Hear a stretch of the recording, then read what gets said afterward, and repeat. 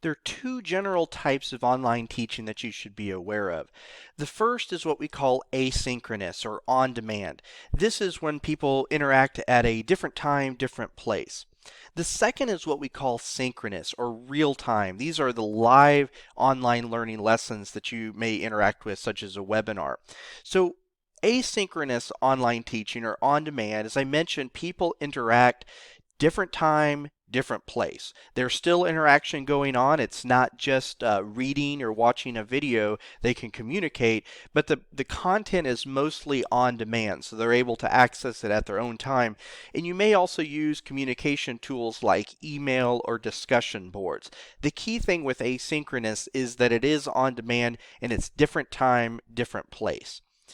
Synchronous online teaching is where people interact same time through online tools. So they're in real time working together at a given point in time.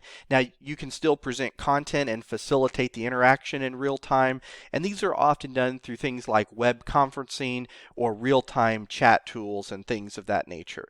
So when you're selecting whether to choose asynchronous or synchronous approaches, you'll want to be able to think through a few different considerations here. So the first is the learner. So will the learner be able to access the material in the way that they need to?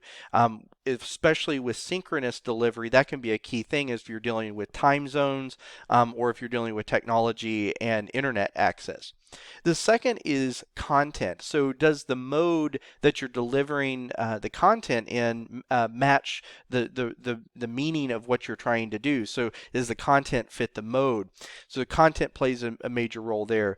And then finally, the interaction. So is there a type of interaction that you need to be able to have with learners to help them learn? Sometimes if you are in a live session, being able to provide real-time feedback may be a very important component to that learning experience versus in an on-demand setting, an asynchronous setting, maybe that might not be such a big priority for that particular content. So when you're thinking about making the decisions around selecting the online teaching mode, consider the learner, the content, and the interaction.